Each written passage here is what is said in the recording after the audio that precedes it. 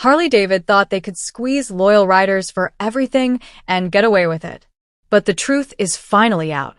By the end of this video, you'll understand exactly how they played you and why thousands of riders are already walking away. The price hike that betrayed a brotherhood. For decades, Harley-Davidson meant something more than chrome, horsepower, or even the rumble of a V-twin engine. To many working-class Americans, owning a Harley was a rite of passage, proof that you had earned a piece of freedom on your own terms. But that trust, that emotional connection has now been shaken to its core. Riders who once bled Harley orange and black are reeling from a series of pricing decisions that feel less like business as usual and more like betrayal. It started subtly. A few hundred added to the sticker price, a quiet increase in destination fees. But over time, that slow boil turned into full-blown price inflation. Longtime riders report walking into dealerships expecting to pay $20,000 for a new Softail or Road Glide only to walk out staring at paperwork that ballooned to $30,000 or more. And it was not just the price tag. It was how those prices were framed, disguised behind language like market adjustment, dealer markup, and premium prep package. For the guys who've been riding since the 90s or earlier, this wasn't just a financial shock. It was an identity crisis. These were men and women who skipped vacations, worked overtime, and saved for years to afford the bike they always dreamed of. They didn't expect to be treated like naive first-timers. But that's exactly how many feel now played. As one Michigan rider put it in a forum post, they sold us Brotherhood, then turned around and treated us like a mark. And as prices climbed and loyalty was tested, a darker financial trap was already being set. But not everyone walked into this storm with eyes wide open. Some were lured in by a dream only to find themselves buried in debt. Helmets, gloves, tools, all linked in the description below. The real cost wasn't on the price tag. Brian spent nearly a decade working the finance desk at a major Harley dealership in Texas. At first, he believed in the product. He loved bikes, loved the culture, and genuinely thought he was helping people ride off into their dreams. But over time, that pride gave way to a gnawing guilt. It stopped being about bikes, he says. It became about maximizing every customer's payment. Behind closed doors, finance managers like Brian were trained to insert extra charges wherever possible. These weren't always dishonest, but they were often invisible. Service contracts riders didn't ask for protection plans that duplicated their insurance. Delivery fees padded beyond actual costs. And worst of all, making sure the customer never truly saw the final cost until the very end when signing felt inevitable. The dealership didn't pressure him to lie, but they did pressure him to upsell. It was not unusual for a $22,000 motorcycle to become a $31,000 transaction by the time financing closed. We weren't just selling bikes, Brian says. We were selling illusions, and the customer was always the last to know. Eventually, he quit. The job started making him sick. And yet, the tactics he left behind are still being used in showrooms across the country. They depend on one thing: emotion clouding caution. But even that was not enough. Dealers went further. They learned how to generate urgency out of thin air. And to do that, they created a fiction of false scarcity that pushed buyers into panic mode. How Harley dealerships faked a shortage. Harley dealerships were supposed to be cathedrals of choice. Rows of models gleaming and ready for the open road, but something strange began happening in the last 5 years. Shoppers would walk in, ask about a model they saw online, and hear the same response. That one sold, or we had one in last week, but it's gone now. Only a few left. Those sold tags were often placed on bikes that were still available or never existed at all. It was part of a subtle psychological trick to make customers believe they were in a high-demand, low-supply environment. Scarcity sells. It creates urgency. And when someone thinks they might miss their only shot, they stop asking questions and start signing contracts. Dealers even began hiding popular models in back rooms, showing them only to buyers who qualified or showed enough eagerness. The strategy worked. Bikes that might have sat idle moved quickly, and buyers often agreed to markups just to secure what they thought was a rare opportunity. But in time, the illusion cracked. Riders started talking. Forums lit up with stories that sounded suspiciously similar. And what used to be excitement turned into suspicion. I realized I was bidding against myself. One writer said, there was no shortage, just a performance. And once enough people saw behind the curtain, the damage couldn't be undone. The Brotherhood wasn't gone, but it had been tested. And the pushback that was just getting started. Showrooms full, pockets empty. For David, owning a Harley-Davidson dealership in Central Florida used to be a badge of pride. Riders lined up every spring. Trade-ins flowed. Financing contracts were signed like clockwork. But now, walking into his gleaming showroom feels like entering a mausoleum. The bikes are all still there. Rows of cruisers and tourers polished to perfection. But the customer's gone. Inventory that once turned over in 60 days now sits for 6 months or longer. David had banked on the idea that price hikes wouldn't slow demand. He was wrong. Every day he watches as interest payments accumulate on unsold bikes he can't move. For every shiny roadlight gathering dust, there's a loan bill waiting on his desk. At first, he slashed prices, hoping to restart the flow. But buyers weren't biting. The damage ran deeper than affordability. It was about trust. Floor traffic dried up. When buyers did walk in, they were cautious, skeptical, and armed with knowledge from forums and YouTube exposes. Michelle found herself doing everything. Closing deals, fielding service questions, even mopping the showroom without seeing the return. Meanwhile, her base salary remained frozen. She watched younger coworkers burn out fast, quitting after 3 months or less. It stopped being about motorcycles, she said. It became survival mode. Gone was the thrill of matching a rider to their dream machine. Now it was all about squeezing out deals, fast-talking through hesitations, and pushing packages she didn't even believe in anymore. At night, she scrolled job boards.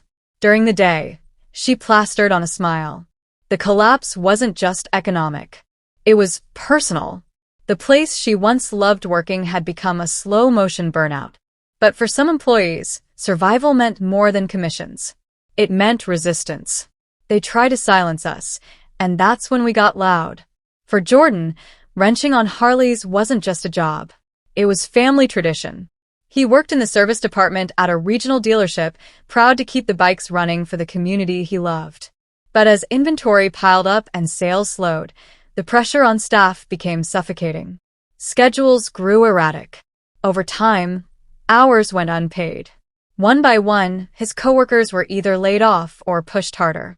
When Jordan and a few colleagues floated the idea of unionizing to advocate for stable hours and better pay, management's tone shifted instantly. First came the warnings, unions don't belong here. Then came the retaliation, shift changes, write-ups, cold shoulders. Management began watching everything. One tech was fired over a minor scheduling error. It didn't feel like coincidence. But instead of breaking the movement, those tactics lit a fuse. Jordan turned to social media, sharing their stories. Soon, riders, many already angry at the dealerships, began voicing support. The dealership tried to claim it was all a misunderstanding, but the damage was done. Across other dealerships, whispers of similar organizing began. Employees were no longer afraid to speak. They were done being exploited. What started in one garage was beginning to echo nationwide.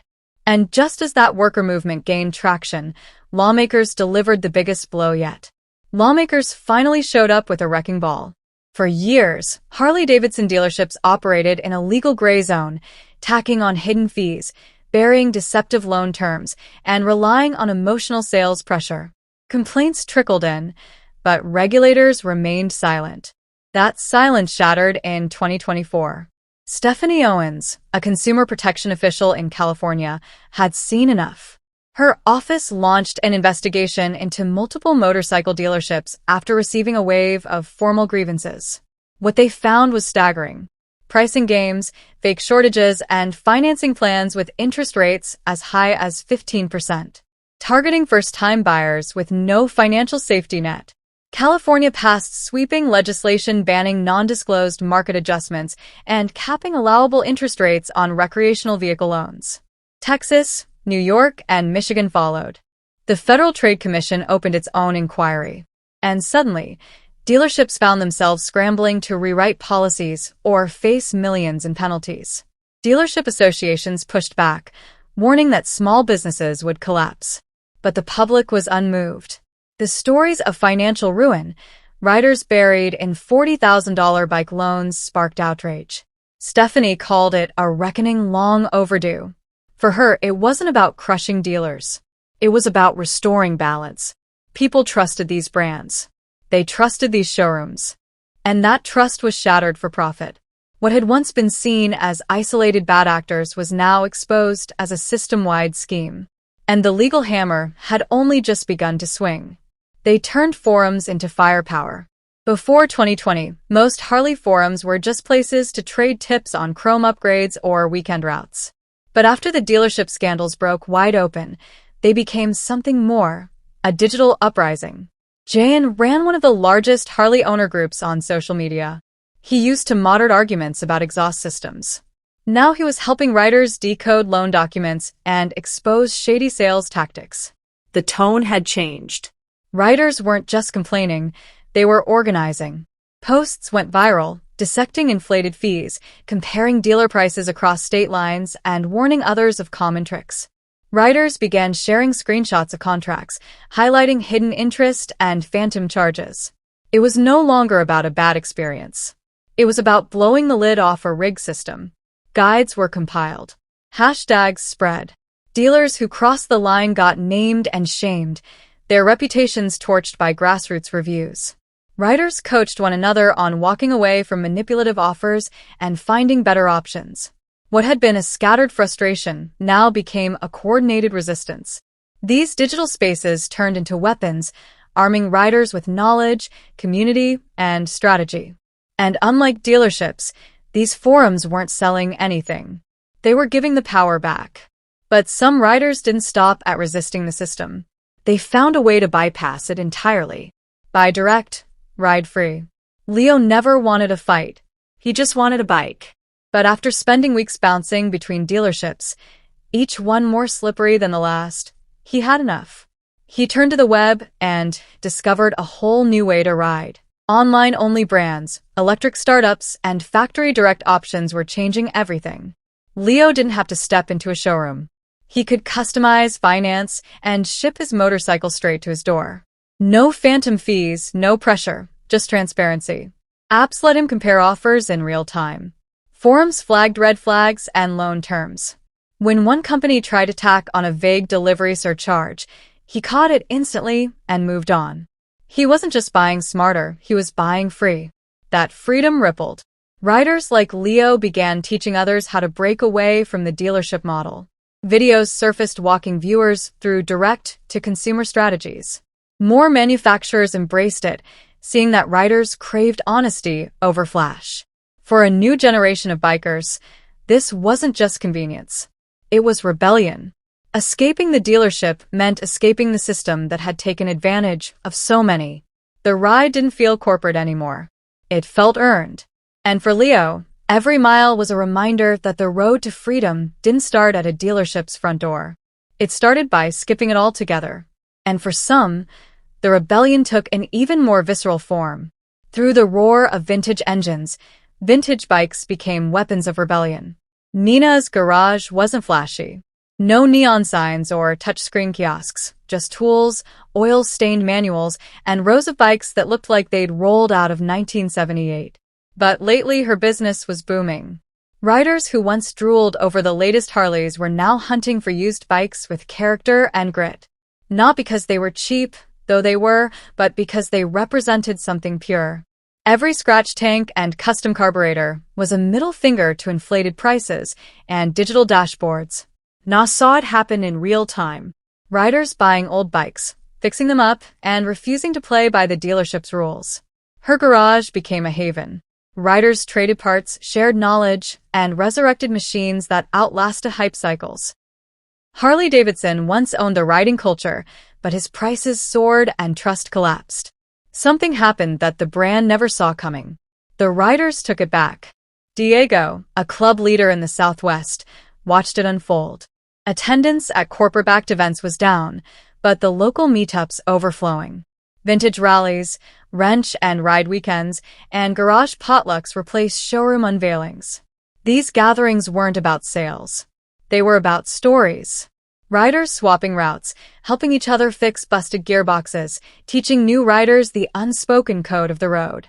Diego's group started hosting what they called heritage rides, celebrating older bikes, simpler times, and the brotherhood that once defined the lifestyle.